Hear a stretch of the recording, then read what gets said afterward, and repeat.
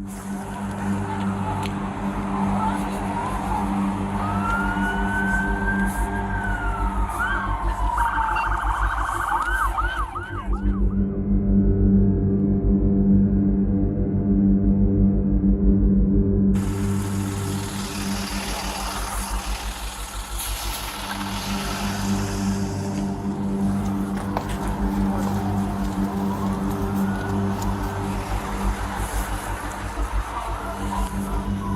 2019, Jason Cooper was a high school student athlete, chasing the dream of playing football in college. But in an instant, everything changed. A car accident left him with a C3-C4 spinal cord injury.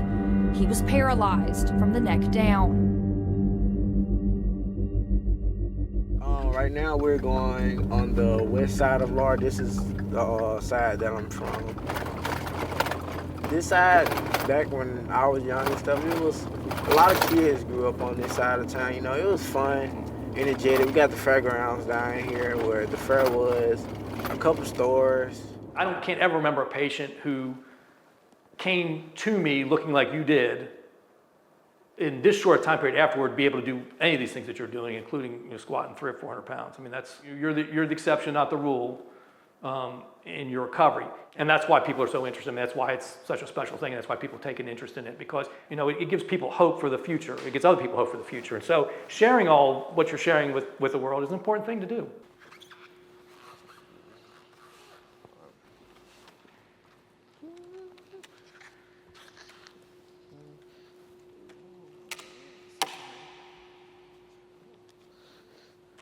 My name is Jason Cooper.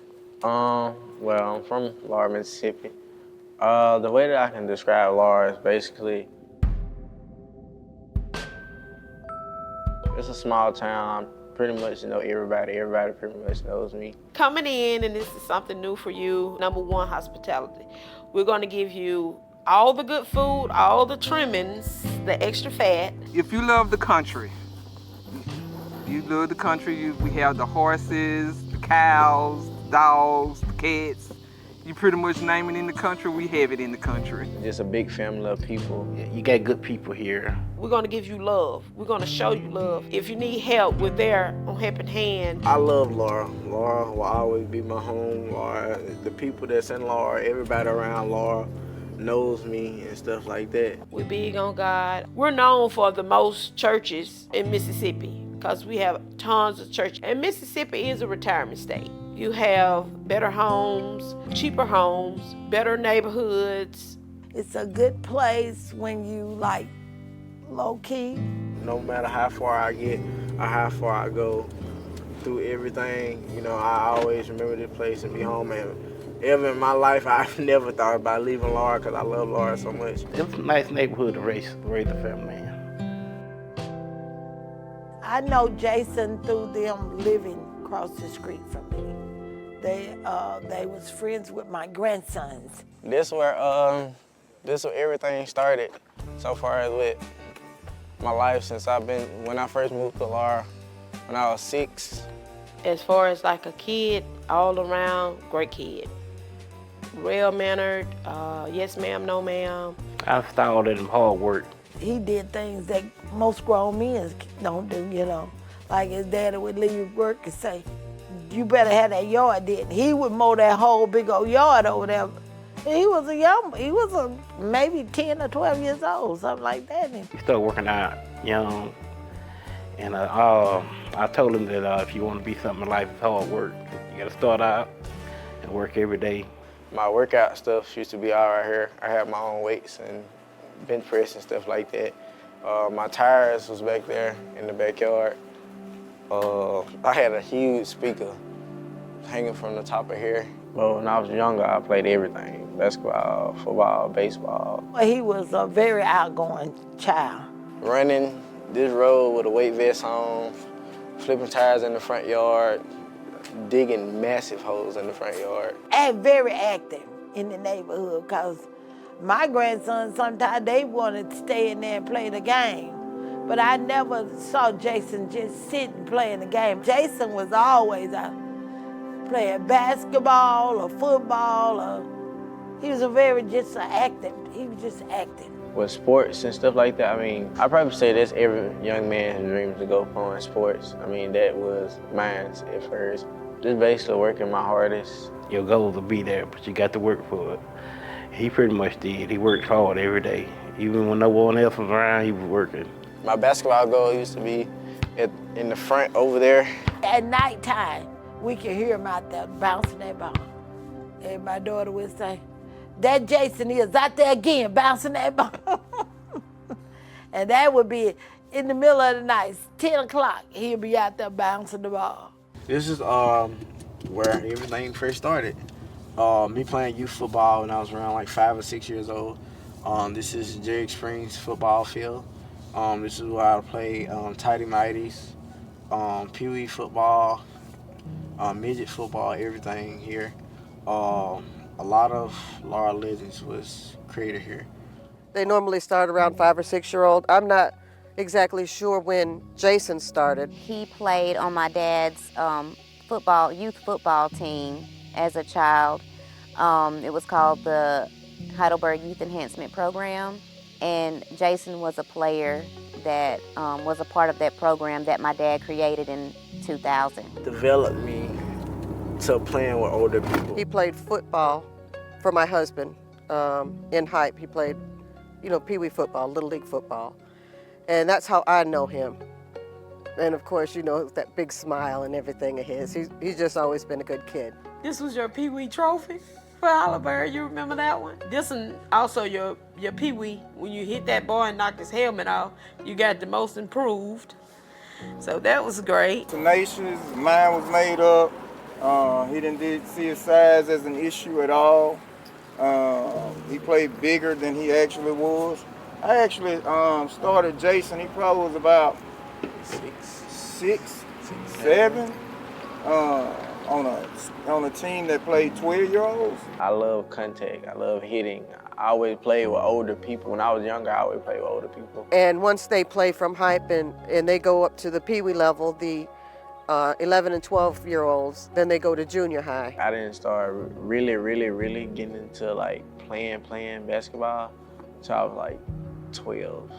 Like that's when I really just grew a deep passion for it.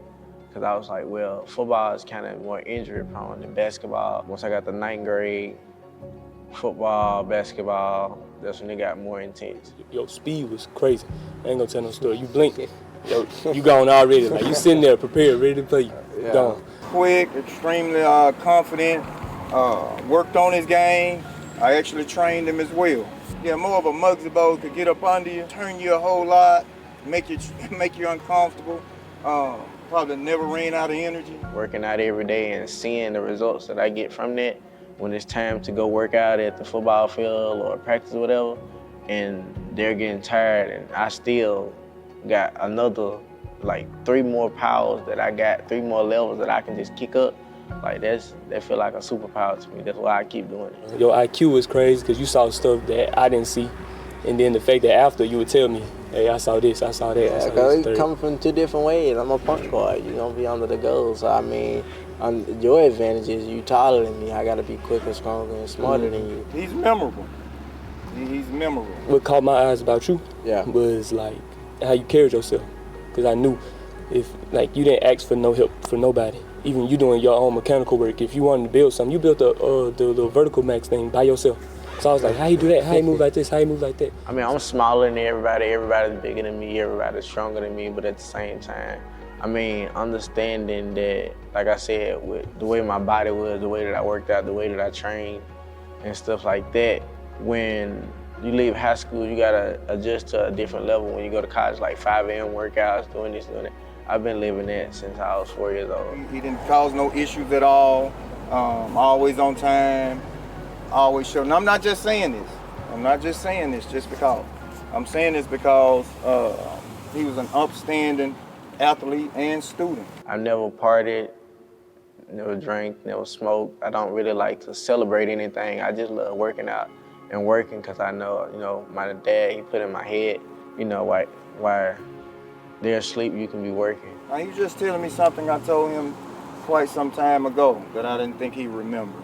Yeah, I told him, I said, he told me it's only 2 people in this world that you always see fighting is dumb and poor people. Yeah. So that stuck with me. We was in the basketball locker room that day before practice, and that stuck in my head and rung it, and still almost 6 years now since I done graduated and left this school, I still remember that. So if it's one coach that know me from when I was small up to now, it's Coach Petty. I really haven't even had no problem with anybody my whole entire life. I've never met nobody that has a problem with me. Cause I mean, I'm cool with everybody, and like I said, my whole life I've been around older people, so everybody knows me. That's basically why I don't really confront people and really think about retaliation as much, because everything is time and energy. So I don't put my time and energy towards something that I don't need to, just because somebody did something to me.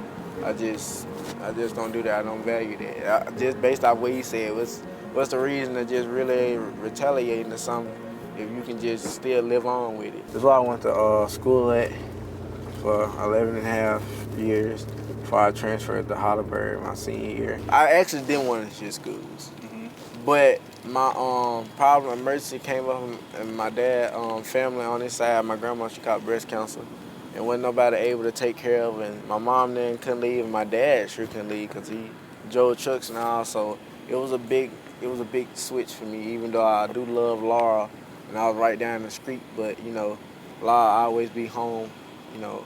But when I went to Heidelberg, you know, I did there good as well.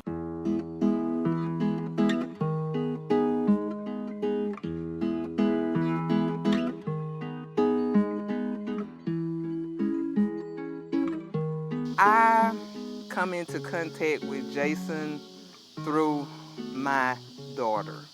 This is my daughter. Asia is, I wouldn't even say she's a friend, she's family. Me and Asia, we go pretty far back. When before I had actually moved to Laura when I was like 6 or 5, I stayed in Heidelberg right around like when I was like 3 or 4. And I stayed up there in Beaver Meadow community, and her mom and my dad knew each other really well, and my dad and her dad knew each other really well. And my first time going to her dad's house, I seen her. When he first started school here, she was pretty much the first person that greeted him, and she brought him to the house, and he just became my son, the son that I never had. Lengthy, nothing but legs. She had a lot of energy. She's an outgoing person. She was very, very, very caring. Very, very caring. She'll talk about me. She'll talk about me. But in a good way. While I'm right there and stuff. But Asia, if I can describe Asia was a good person. Asia was a very good person. I love in person. Him and her became best friends. They was like two peas in a pod. She used to call me Little Leg. So, cause I'm shorter than her and she's real tall. Her nickname for him was Little Short Legs. When I first came to Heidelberg, like I said, I didn't kind of feel from her that she actually liked me. So, I mean, I kind of just looked it overhead, but as time passed over, and I mean, we had classes together and stuff like that, and my friends would tell me, you know, she kind of gave me a signal, but at that time I was already talking to somebody else. So it was kind of going a little awkward. I think they kind of mess with each other a lot. I believe they liked each other, you know, their little puppy love stuff, but they never just said it. I didn't let her know that. So far as emotion-wise, I kind of keep that to myself, no matter if it's the relationship or whatever. They became best friends. He played football. She was a cheerleader. And my goal was to like go to the NBA, NFL, whichever it was. We got these right here. These are the last pair of basketball shoes that I had wore. The day, I think it was that Wednesday night when I got out of football practice. I wasn't supposed to play basketball. But the night I ended up going to the gym and shooting with some friends. But I kept them. So that Wednesday, the day before Myrick, got up, worked out before school, went to school, had football practice and everything. I played basketball late that night. I wasn't supposed to. It's football season, so our coaches didn't want us to get hurt. But I kind of eased my way in there to go to the high school and shoot a couple hoops with my friends and stuff. I'd probably say that night from now, probably the last time that I touched a basketball, probably like 6 years ago.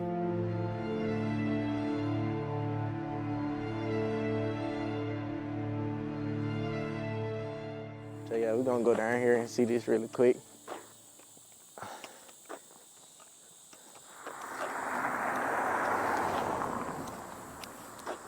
That's why I had it right here. Right here in this little pit right there, they marked the trees somewhere. I'm not sure where. So yeah, this is where my life regenerated and restarted. And the day of my wreck, that Thursday, same thing, worked out before school that morning at 5, took a shower, ate, went to school, had walkthroughs that day because it was gonna be the day before the game. So once we went to walkthrough, the whole team was gonna go to another football game. So me and my friend, we went back to my grandma's house. We got dressed, showered and stuff. We was on our way to come back to the place to where we was gonna leave from. And I remember the road that I wrecked on, a lot of people have died right there. I had a friend that was riding with me, KB. His seat was laid back. On that specific road, it goes downhill. And when it rains, the oil pops up on the road. I was coming down the hill. It was already raining. It was just raining in spots. So I was already riding brakes coming down the hill. It was raining very hard. The road was uneven. They did a little work right there. It was an unlevel dip right here to your right-hand side over to the side. And as I was coming down, I hit that unlevelness and I just smashed the brakes real hard. And I just started fishtailing and losing control. And I ended up basically what they said down here in this little rut pit down here, somewhere in here. Turned over, flipped over. Basically balled up like a piece of paper.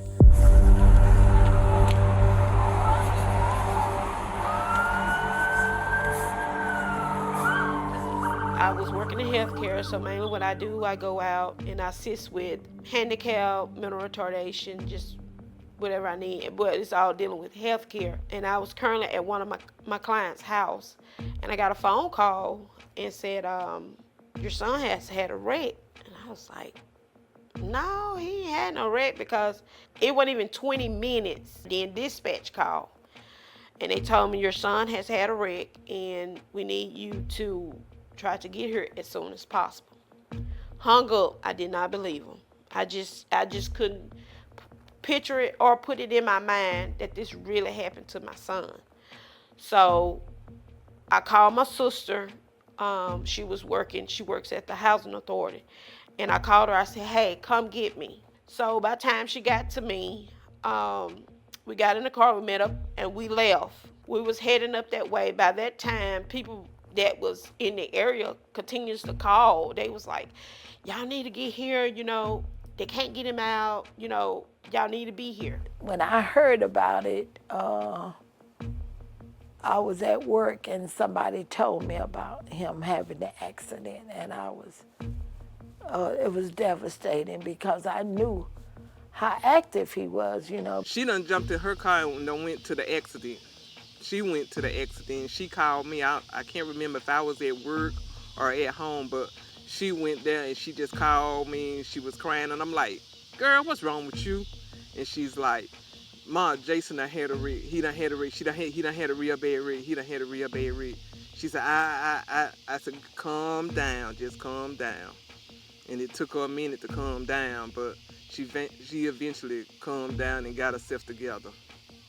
It hurted her real bad because she didn't know if he was alive or dead. I actually made it to the scene. I was out in my truck, and I was actually at the truck stop when they called me. And I was dropping my trailer, and they called me and told me that he had an accident. And I didn't even get in my car, I just drove my whole 18-wheeler to the accident site. And I actually got to see them pull him out the car and talk to him before he got in the ambulance. And still no one told me that, you know, he had hurt his neck. So I'm like, you okay? He was like, yeah, I got it, Dad. I'm like, okay, but I noticed he never moved anything with his mouth. You know, he told me, I'm okay. And I seen, you know, like he had a scar on his head and he was bleeding. A tree, that's why I got the scrape on my head from the switch. But a tree was in my driver's seat right here, like coming through the windshield because it was flipped over.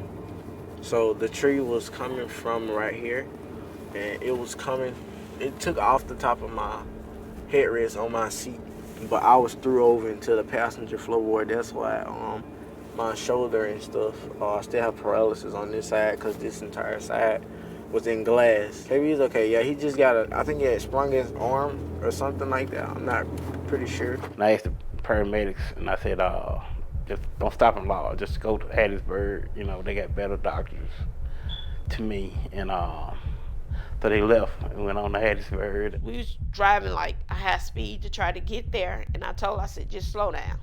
I said, just take your time. You know, at this time, I'm still just trying to gather all this information. It was just such a big shock to me.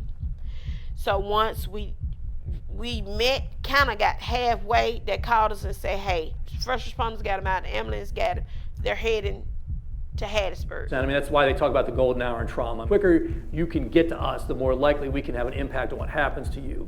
And even in a combat zone, you can have a 98% survival rate for severe injuries if people can get to you within that hour. Because unfortunately, despite everything we try to do in a state like Mississippi, as rural as it is, with limited resources in terms of helicopters and ambulances, sometimes people take longer to get to us. Sometimes bad accidents, people take longer to get extricated locally. Sometimes people have an accident, nobody knows they've had an accident, and they may sit in the car for hours before somebody finds them. I hung around my grandma all the time. So she would tell me, say, you always look to the hills. That's where your help comes from, and which is God. You look to the hills. And at that time, he had my full attention. He had my full attention. And I talked to him the whole way there. I met Jason on October 3rd of 2019. I was on call that day here at the hospital and got a phone call from the trauma surgeon on call. I was at home at the time. Then, you know, there was an accident coming in. And so I came into the hospital. It was probably 7:30, 8 o'clock at night when I first met Jason. And Jason had been in a rollover accident where he was found in the passenger seat in the front. And when the first responders got to him, he was not moving anything.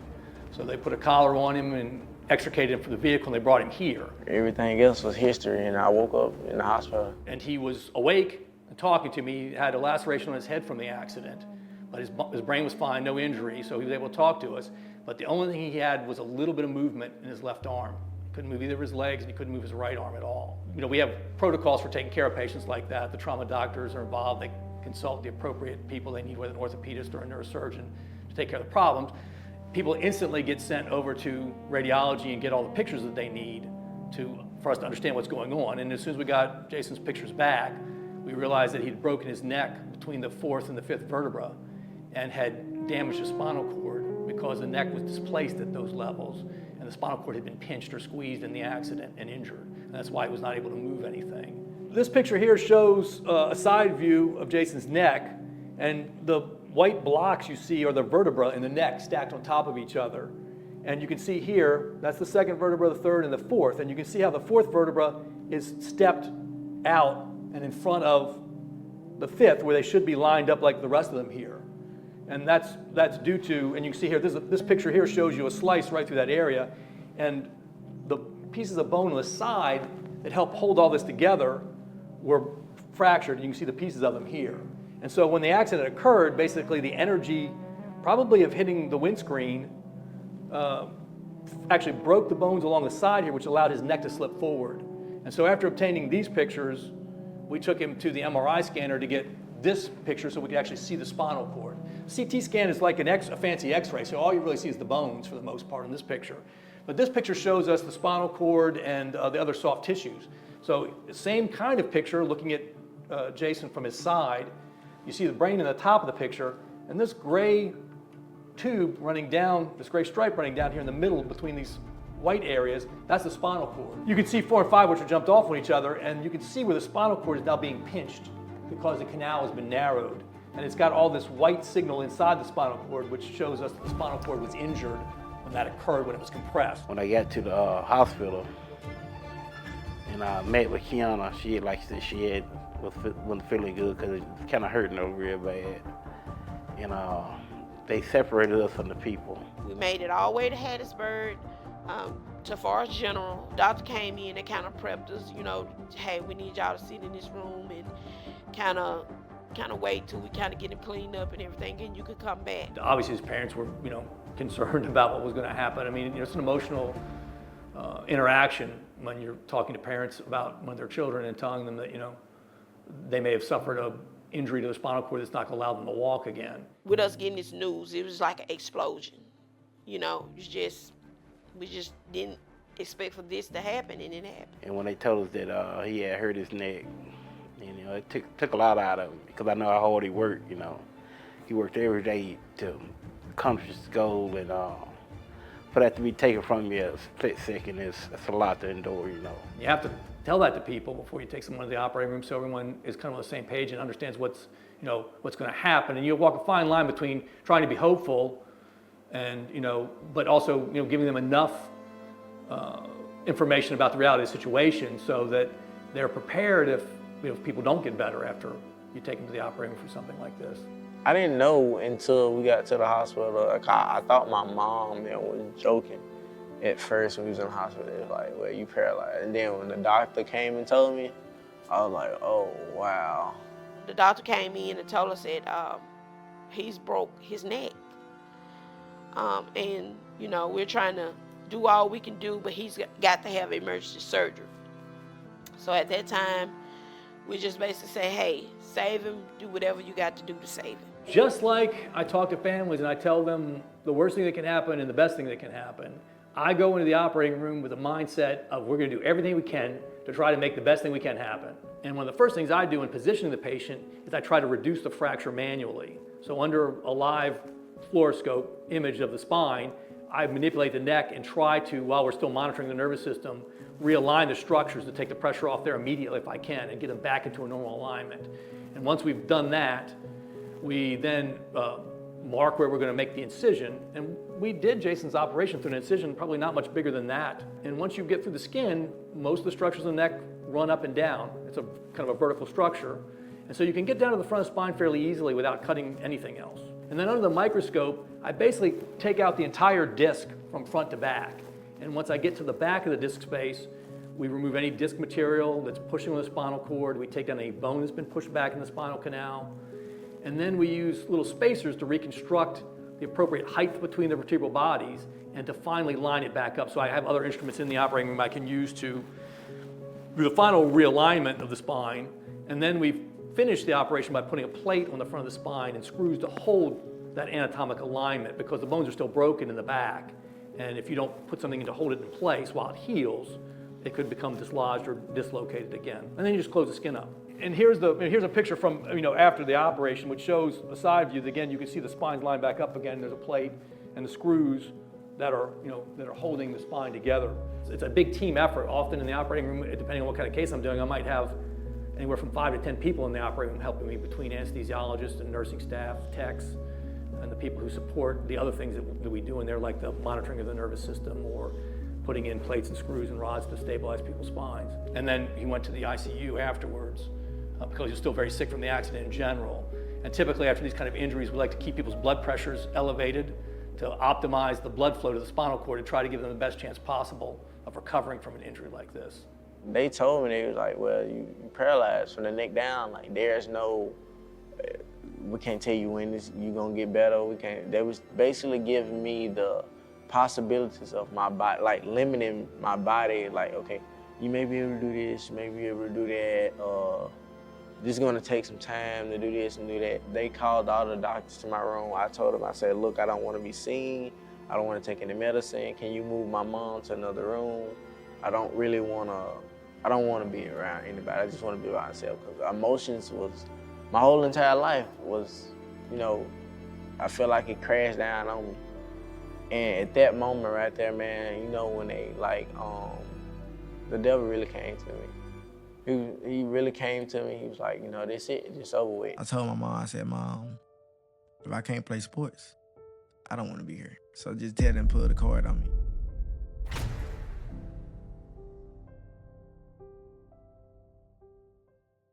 And immediately after the operation, Jason wasn't really any better than he was going into the operating room. My body was like a hard, heavy rock. They told him, said he might be on a feeding tube. Simple movement in his left arm, but still wasn't moving his right arm or either of his legs. With the break that he had affected his breathing, it affected his speech and everything, because he had to take speech and all that. When he told me what had happened, I was just, the baby's only 17, you know, 16, 17. And then when they told me he wasn't gonna walk anymore, I said, oh man. I'll come from practice, then Mama told me that you got in the rig, and it kind of bothered me because I was like, is he straight? He good? This and that. That's why I was calling you.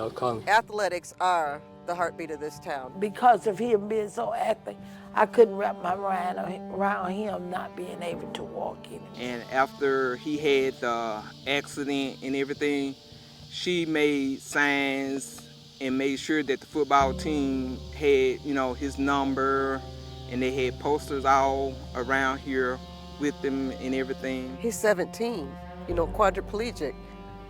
I don't know how he's gonna, you know, live like that, live with that.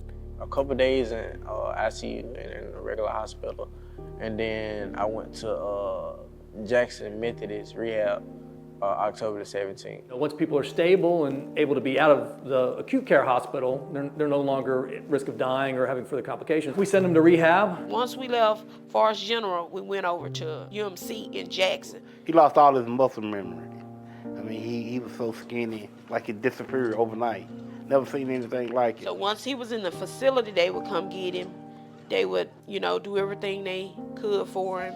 I don't know if they airlifted him or what to Jackson. They all, a group of them, I think, went all up there to see him. My husband, when he found out about Jason, it just, you know, brought back memories for him personally. My dad was a paraplegic too, so he also had the paraplegic situation after a bad car accident as well. And so I believe that touched him, and it brought back some memories of how, you know, it may have been difficult for the family to buy food and, you know, hotel rooms and be able to pay for medical expenses and all that. And he remembered how that was for him. Even though we had, you know, health insurance and everything was being taken care of, the parents, they wouldn't let him stay, you know, both overnight, keep on staying, and rehabilitation is months and months.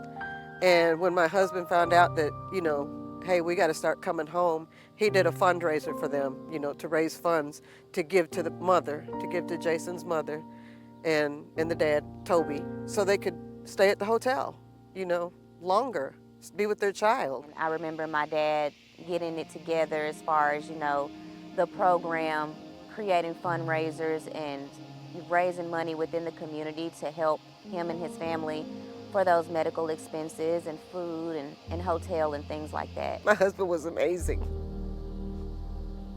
He was. Any child that came through his league, he treated them like they were his own. He gave just as much to the community and to every child that came through his program, and even after. They had a benefit for him, and we wanted him to know that we care. We went to the benefit. But you know what he told me? My husband told him, and he said, Mr. Breland, I'm gonna play basketball again. He said, you play basketball again, I'm putting you a new goal out the side of that road. We are a powerful community. We are a really powerful community. When it's necessary, we do gather together. We will. The community, it just seems like it all just pulled together. So just having that support system in itself is so vital in mental health, because like I said, I work with a lot of individuals who don't have that support system, and that support system is very important in somebody's progress or lack thereof in their recovery. you're disabled, whatever the case may be, you know, you feel like you're forgotten in the world, to where the world forgets you and stuff. I was not forgotten. They made sure I was not forgotten. And I never forget them for that. That'll be something that lives with me until the day that I pass away. When he was first released from the hospital, they were staying, I think, like in a hotel. And me and her went every day to check on him, to see did he need anything, did his mom need anything. But once he got home, that's when the work really set in, and I don't have that extra hand no more. In those times right there, you don't really get genuine people that'll come and help in the way that they did, especially around mom. If I was at work, my daughter go by there and she would relieve the mom and tell her to go do what she need to do, anything. If she need to go shopping, go home, get anything to come back or whatever. And she just pretty much was there for them. After when I came home, you know, her mom was the first people there to actually, you know, take care of me. He came home, she was there. She went to Jones College. Every day she'll call me when she got out. She said, I'm going to see Jason. I'm going to see Jason. I'm going to check on Jason. She became like, I say like, more like of a family member. They loved it, Asia. She was like the other daughter. She called his mom, his dad, and his sister. They all loved her. But they knew about what time every day she come by the house.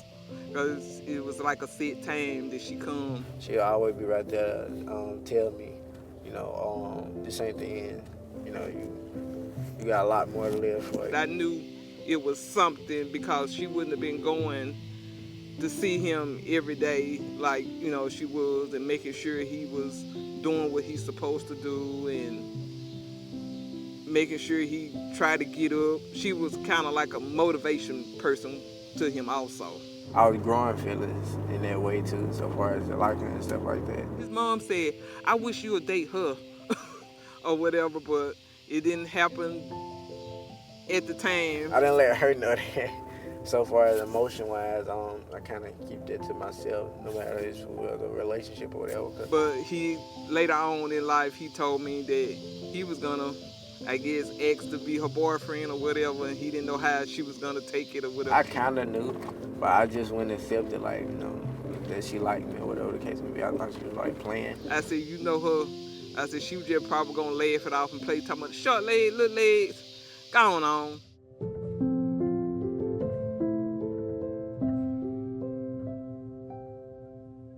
December the 9th, 2021, 4 day that morning, she was sick. We was actually supposed to be going to a doctor's appointment.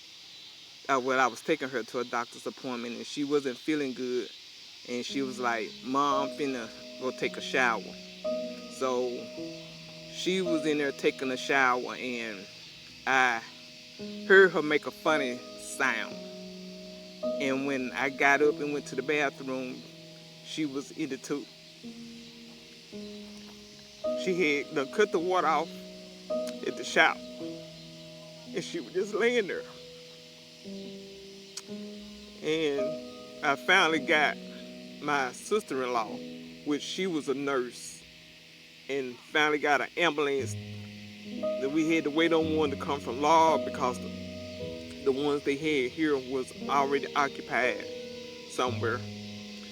And I guess about 3 o'clock or whatever that morning at the hospital, they pronounced her dead. So we had an autopsy did and everything. And a lot of people don't know because I don't tell too many folks, but they said she had a blood clot. And she was only 19. And she was my only child. When I got the news that she had passed away, you know, I was kind of choked up. He was really hurt. It took him a minute afterwards.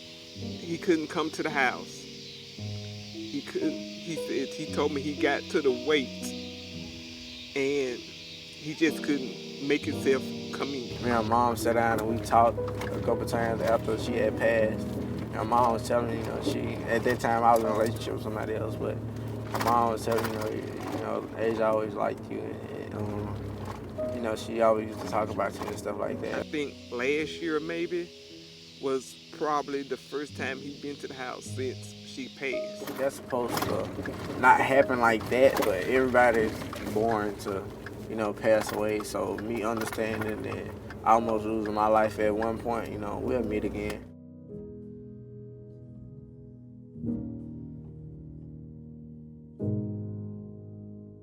With a spinal cord injury, it's not like a broken leg or a broken arm where a doctor tell you got 3 months or you got 6 months. Spinal cord injury is one of the most unpredictable injuries on earth. When I first came home, I didn't have I had a power chair, but it wasn't mine. They ordered a $50,000 power chair, custom, all black, everything what I wanted. To this day, I've never sat in that chair. It still has a wrap on it. I took an oath to myself. My mom was like, man, why you just want to sit in the chair and just, ride around? And I said, Mom, if I sit in that chair, I'll never get back up. The fact that he was able to not go to substances or not indulging in self-harming behaviors and suicidal ideations, that just shows that A, he either had a good support system and he was able to talk to himself and get himself on the right path of where he knew he could go. I didn't have bad thoughts. I was being very strategic of how I can come out of this. Laying on our back is not an option. We got work to do. I want you to apply the same pressure that you put into your sports. I want you to work. When you play sports and stuff like that, you work out for sports. I worked out for life in general. So to handle stuff like this. At first, with me being a quad, I started with stretching. I got my cousin and we were stretching. I told him, I said, I want to try something. And as he was pushing my leg in, I said, don't pull it out. I closed my eyes. I can see myself pulling my leg out so far as like pushing. So he'll push it in and I close my eyes and I think of me pushing my leg out, even though if it wasn't doing it. I was just thinking of just pushing it out. He pushing it in and I'm pushing it out. From where he broke and down, where it broke 3 and 4, all they had to regain and try to reattract and come back together. As he was doing therapy, things started to fire up that wasn't firing up at first. People who make up their mind they're going to get better, I think, can drive their recovery. And people who decide that they've been defeated from the outset are much less likely to get better. It worked. So at that point, when I realized, okay, well, this is just a mind game. All I have to do is train my body and train my mind, start with the signal, push the signal past my injury point, and I'm good. Things kind of start retracting and kind of coming together. Those nerves start waking up to the point to where he could move a finger or, to the point to him moving his whole hand. He began moving the leg on the left side a little bit, then he began moving the other leg, and then the other arm starts to move. The place where we were staying, the bathroom the shower is upstairs. So I was getting bed bathed at that time, and my bathroom is outside of my door and to the left. I was like, well, I told my mom, I said, one day, I don't know what day it is, but I'm gonna walk upstairs and I'm gonna take a shower. Like every day when they left the house, I used to just walk up one stair at a time. Not all the way up, but just like one step up, then step back, then one step up, step back. Like I'm training my body and my mind to take those steps to get to the top. And in all honesty, in my profession, I've seen those type of situations create a monster and create negativity. Yet Jason, he turned that into positivity. And although a lot of people who do what I do would claim that it's mostly physical or physiological and that what's going to happen is kind of set in stone, I don't believe that's true. I think there's people in the middle somewhere who can have a big impact on their own recovery if they believe that they can do that. It was one Sunday I was feeling real energetic and I had kind of trained myself and my body to go up the stairs. That's my first time ever picking my feet up to walk upstairs. And my mom, then when she was asleep, it was on a Sunday morning, and I walked upstairs and I took a shower, and she came in there, she was like. So it was to the point where he bathed, he dried himself off, he was self-made. It's amazing. He kept working. Oh, my dad rooted for him. Jason had started posting YouTube videos of his treatment and his physical therapy and stuff, and he was like, look at him, look at him. He'd say, baby, look at this, look at him go. And he was just so proud of him. He also saw the potential of him overcoming that and coming out even stronger than before. And he slowly started getting better. Learning from how to walk again, how to stand up again. I was so related when I saw him back able to walk. And the doctor was like, this ain't normal. He poured everything into rehab and step by step started to beat the odds. Cooper took the diagnosis as a challenge. Doctors call him a rare case, having regained the ability to walk. Today, Jason walks with the help of crutches, works out daily, and helps others do the same as a personal trainer. Certainly there's a lot that we don't understand about how the nervous system is injured and how it recovers. How to feed myself, use a phone, kind of drive myself. And once I seen he was able to do that, I said, it's down here from here. We got this. I've seen things that I would not have predicted could happen that I can't explain. They told me it got to the point to where they was like, you can go. He's doing it. He's doing it. What Jason does, you know, getting up every day and going to the gym and making sure that every muscle that's still getting an appropriate signal from the central nervous system in the brain is at peak performance, is maximized in terms of its strength.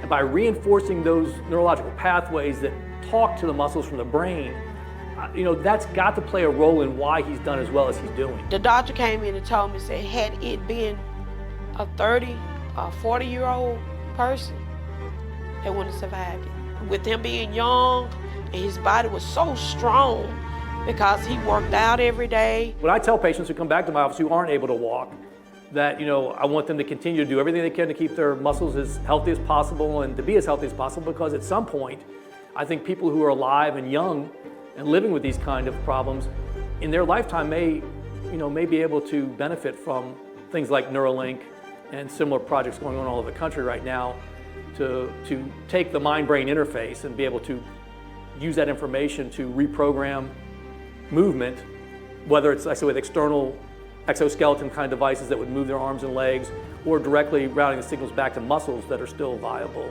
and usable. There's nobody telling me to go to the gym. I want to do this because I want to work hard. It could be sports, it could be journaling, it could be running, it could be building things, it could be anything that you use to cope, that's positive. To be handicapped, I wouldn't even look at it as the physical ability part. I think of it as mentality. Everything starts with your mentality. You got to get through the door first to get into the gym. And a lot of people don't even want to go to their door. The mental fitness.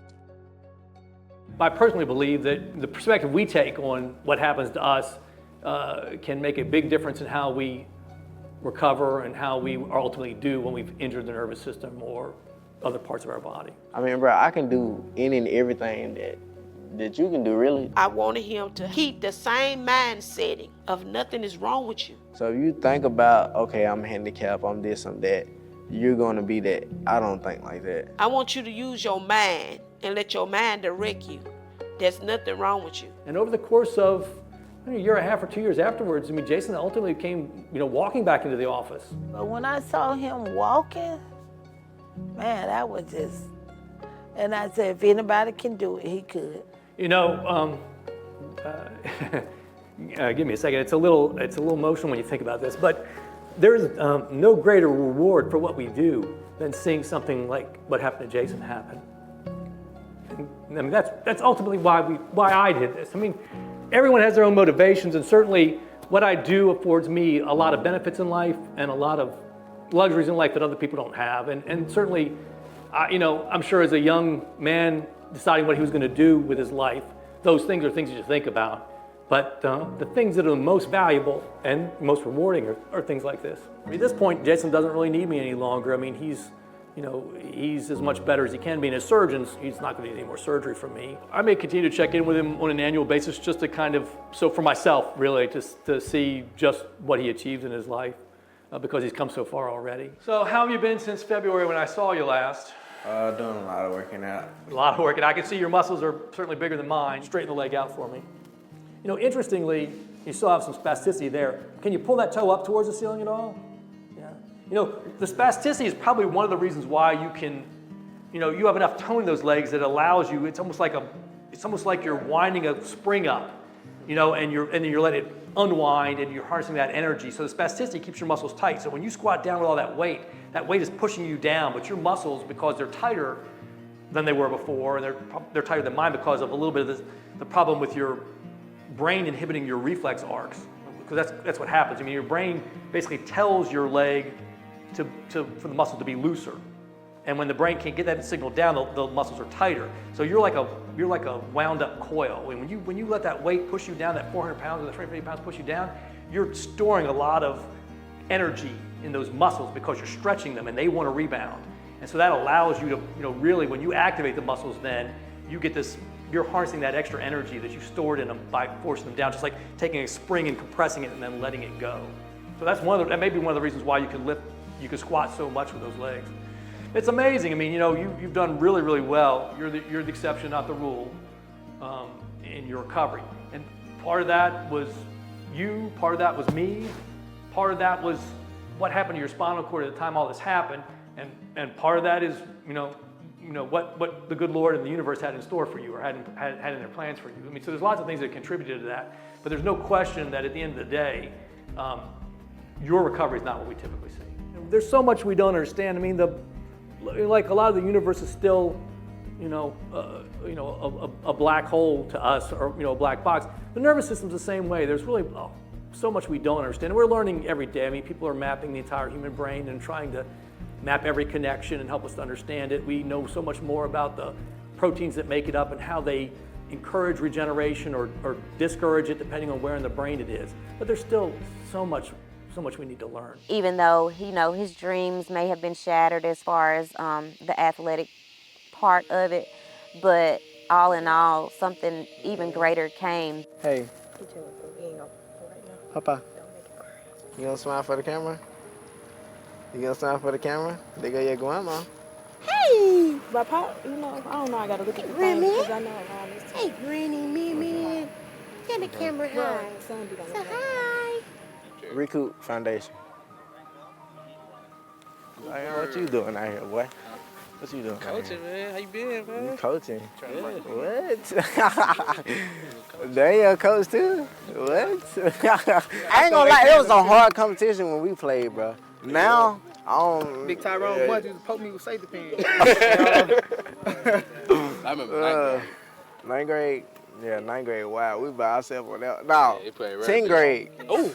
I just got done talking about 10th grade. They were like, what's a funny moment at Law High School? Yeah. You know I had to say scoop there. Right now, we're at my old Pee Wee football field right now where it all started. I'm about to give a donation $1,500 to Laura Seahawks to be able to fund their youth program. So it means a lot for me to be able to give back and do for them. Didn't nobody do it when I was young, so I'm using my platform and my own money to try to help y'all. It ain't really just about me at the end of the day. And this whole documentary, it kind of helped explore Laura and show the world Laura. Thank you. You're welcome. Start out down here, playing just like y'all, Yeah. Don't be scared just because y'all from Law, man. I mean, the world way much bigger than y'all. So, I mean, y'all can make y'all mark as well. You ain't got to be from nowhere special. A lot of people, they get a platform like this and they don't really show what's in their hometown and stuff like that. So it's bigger than me, bro. The reason that I do all this is for kids. Yeah. And, didn't nobody do it for me. He's drawn more to helping people, and for him to take off and to do that, I'm proud of him. Papa, he passed away last year, a week before my birthday. My papa, he never really would admit to me, you're doing good. Like, my whole family's like that. I always tell them, if I'm doing great, do not tell me I'm doing great. Tell me I'm doing very bad, or tell me I'm not progressing. And my pops, he never would tell me, ever in my life, you're doing good. He always tell me, man, you need to improve, you need to do this and do that. They kept me on my toes. 2 weeks before my papa passed, he told me, he said, he finally admitted to me, yeah, you're doing good. You're doing very good. I see your body, you're very strong and stuff. And that made me happy when he passed away, to actually get him admitting to me that I'm doing something good. So that what carries out my character now, knowing that those two, my guardian angels, are watching me, and knowing that, you know, I'm putting together something and using my platform to be able to help other people and kids be better people in a world that just promotes just so evil and demonic things. So, you know, and that's why I said another reason why I was probably sent back here, to be able to let people know that, you know, God is real, and from the worst outcome, you still can have a little bit of hope and continue to be able to make it in life, as long as you just believe and sacrifice in what you think you know. I told Jason, I said, God did that. I said, God did that. You know, he gave you the mind frame that, hey, no matter what, it ain't about this person or that person or nothing. It's just about you and him. I still remember what you told me while we was practicing on basketball and all that. You told me, you said, if I don't make it, you gotta make it. Since now he's I told him a celebrity that with his fitness training stuff, I said, you're gonna have to get mama in the gym. I said, we can't do too much though. I said, mama can't do all what you be doing, but I get out there and try. But we have a good relationship. Like I said, he'll come by and visit. He FaceTimed me yesterday and had the grandbaby. I call him my grandbaby because I know I never have any, but his son on the screen, and he just looking at me like, who is she? Like he wanted to say, who is she, Daddy? Who is she? But he looked at me, he kind of got the finger up and waved at me.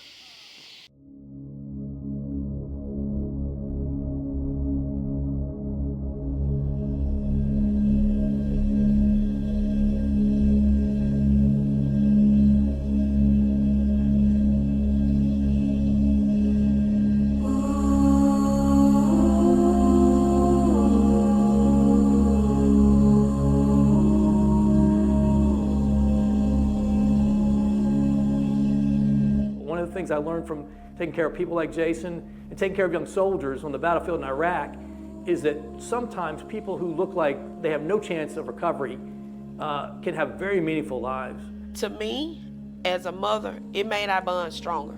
If you asked me when I operated on him and saw him for the first several days and weeks afterwards, before he was with us in the hospital about 2 weeks before he went to rehab, you know, I was a little discouraged seeing, you know, not as much improvement as I hoped. Because if I can see you in a bad space and you come and you beat all the odds, there's hope for me.